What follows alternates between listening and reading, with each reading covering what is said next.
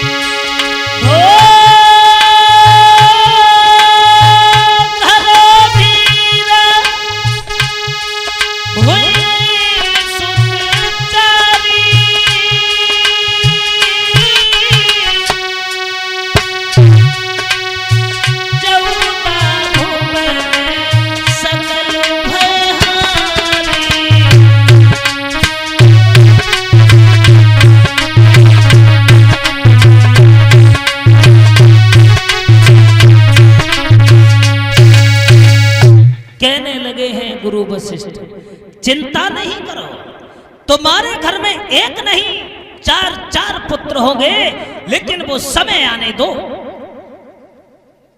ऐसे नहीं। अब तुम एक काम करो। बोले क्या? कि पुत्रेष्टि यज्ञ करवाओ। और जब आप अपने घर में पुत्रेष्टि यज्ञ करवाएंगे तो यज्ञ भगवान खुश होकर के आपको वरदान देंगे।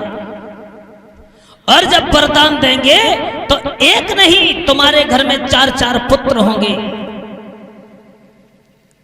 महाराज दशरथ ने यज्ञ करवाया और यज्ञ करवाने के लिए श्रृंगी ऋषि को बुलाया। श्रृंगी ऋषि आए हैं, पुत्रेष्टि यज्ञ किया। यज्ञ जब संपूर्ण हुआ है तो खुश होकर के यज्ञ भगवान प्रकट हुए। एक हाथ में खीर का कटोरा है और खीर का कटोरा लेकर के यज्ञ भगवान ने दे दिया है श्रृंगी ऋषि को। लीजिए महाराज, दे दीजिए दशरथ को। और ये जो खीर है अपनी रानियों को खिला दें। और जब खीर खिलाएंगे तो इनके घर में तकदीर बदल जाएगी। महाराज दशरथ वो खीर लेकर के गए हैं। और खीर लेकर के जब गए हैं तो बारी बारी से इन्होंने खीर खिलाई है। कैसे? सबसे बड़ी रानी थी कौशल्या, उससे छोटी थी कैकेयी, सबसे छोटी सुमित्रा थी। तो सबसे पहले कैकेयी और सुमित्रा को आधे में से आधा आधा भाग दे दिया। और जो आधा भाग बचा है वो कौशल्या को दे दिया। कौशल्या सोचने लगी है कि हम सबसे बड़े हैं और हम ये खीर यदि खा लेंगे सबसे ज्यादा, तो कैकेयी सोचेगी कि कौशल्या ने खीर खा ली, हमें कम मिली। उसमें से आधा भाग लेकर के कैकेयी को दे दिया। कैकेयी सोचने लगी हमसे छोटी सुमित्रा है, तो उसने वो भाग उठाया सुमित्रा को दे दिया। अब कौशल्या और कैकेयी के पास सिर्फ एक एक भाग बचे और सुमित्रा के पास दो भाग पहुंच गए। इधर